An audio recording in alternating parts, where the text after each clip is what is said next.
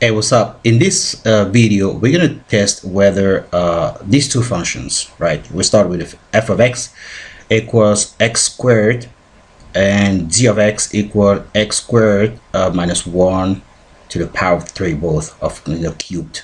We want to test then if the function increases, or if they decrease, if they have a local max, a minimum, and all that by using the first derivative. First of all, we would start by, you find the zero of the function, and to do that we need to take the first derivative of the function here, f prime of x, and then solve the equation equals to 0. F prime of x equals 2x, and just like we said before with this condition right here, 2x will be equal to 0. And by solving this equation equals to 0, we would therefore have x equals to 0, and this is here the 0 of our function. It means that this is the position where the function changes its sign. I don't even know if it comes from positive to negative or whatever, but our function changes its sign right here. And to see that, we're going to make a table of sign and represent and try to figure out the sign of f prime, therefore the sign of our original function. We can ever represent it by a numbers line. This is what we got here to have the sign, to find the signs of our derivative.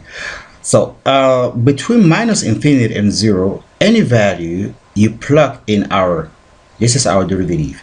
Any value less than 0 you plug in our derivative is going to give you a negative number. It means that at this position right here, our function is going to be negative. Okay, so the function is going to be negative, and any value you plug in our derivative above 0, bigger than 0, like if you put 1 in it, you're going to have 2, so it's going to be here positive. Okay, it means that our function is it means that our function is decreasing or is negative in this interval. This is our original function. It's decreasing in this interval and then increasing in that other interval. Okay, because wherever your function, your derivative is negative, there is your original function negative, and positive in your derivative, positive, your function is going to be positive, and vice versa, excuse me. So that's how it works. So this is the sign of our f prime, and of course the sign of our original function. We can even plug this function, and so this is here the graph of our function. As you can see, its function come from from minus infinity, decreases unto 0, and then changes its sign and increases to plus infinity. And this is what we got here. And we can even see, if we just look at it here, we can see that the function have a local minimum right here at the point 0. So that's what we say here, local maximum, local minimum. But our function here has a local minimum at the point 0 here. Now for our second function, we're having dx equals to x squared minus 1, all of that cubed.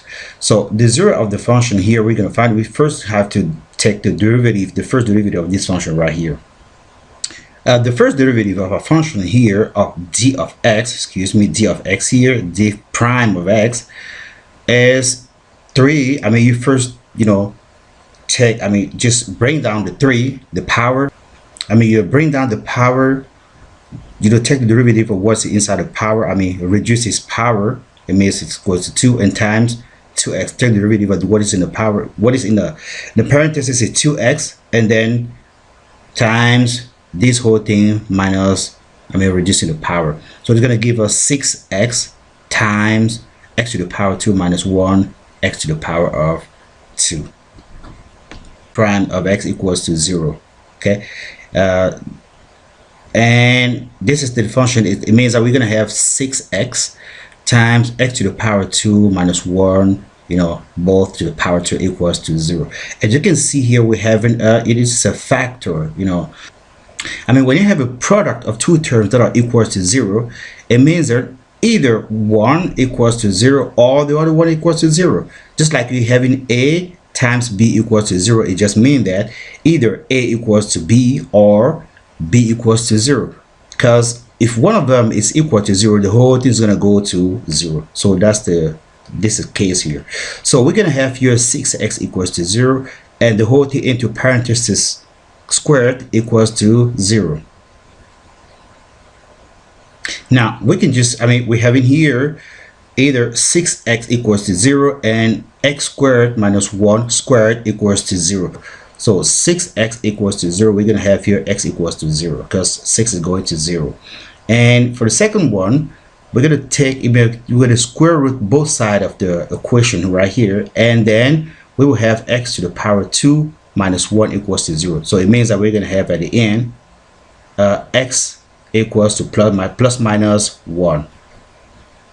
Therefore, we have in x equals to 0, x equals to minus 1, and x equals to 1. And this is here the 0 of our function. We can even use the, you know, the numbers line to represent it like just like we did before. So on our numbers line now, we have in all the value represented from minus infinity. We got minus 1, 0, 1, and plus infinity here. So now, when, you know, we just start by taking any value in between minus infinity and minus 1, and this is here we're going to be working out with our derivative. So first of all, x squared minus 1 squared, it really doesn't matter what value you're going to put on it because the square here is going to be positive. So what is important for us is 6x. So we can just cover this one here and just work with 6x. So if you have like a minus 2 here and plug it in here, we're going to have minus 12. So we have a negative value. Okay. You have in between minus 1 and 0. Okay. If you have a minus 0.5 here, you put it there, you're going to have a negative. So our value is going to be negative here. And if you put a value in between 0 and 1, of course, this is going to be positive. You get a positive number here, value here. And the same thing, you put a value, you know, bigger than 1, you can have a positive value. So it just means here that our function, original function, is decreasing in this interval until 0. Sorry, to try to draw a good line. It decreases in this interval until 1. Of course, decreasing again, you know, from 1 to 0 in this interval. And from this interval 0, it is increasing to 1. And from this interval from 1 to plus infinity. So this is how it looks like. Okay. And we can just say that our function, so it's decreasing here, increasing there, and increasing there. We can see with the sign negative. That's what we said in the previous video, that wherever your function is negative, wherever your derivative is negative, your original function is going to be negative. If it is positive, your original function is going to be positive, and that's what we got here. So as you can see, we are the function, if we kind of draw the function, it's going to give us something like this. So, and this is how our function looks like. Okay, as you can see here, from from minus infinity to minus 1, the function decreases, and from minus 1 to 0, it continues decreases. From minus 1 to 0 decreases. From 0 to 1, the function increases in here. That's what we got here. And from 1 to plus infinity, the function increases. So that's how you can, you know, test whether a function increases, decreases, has a local. And here, local max and minimum are by the first derivative. By first derivative, you can find that. And here we can even find that our local max is here situated at minus local minimum at 0 and minus 1. That's what we got here. So this is our local maximum here. We had here, it was 0, and here our local minimum, excuse me. Our local minimum was here 0. Our local minimum here is 0 minus 1. The value is 0 minus 1. It's here 0 and 0. And here 0 minus 1. Or whether you can say minus 1 here and 0 at the side here. Okay. So thank you for watching again. Until next time. Bye bye.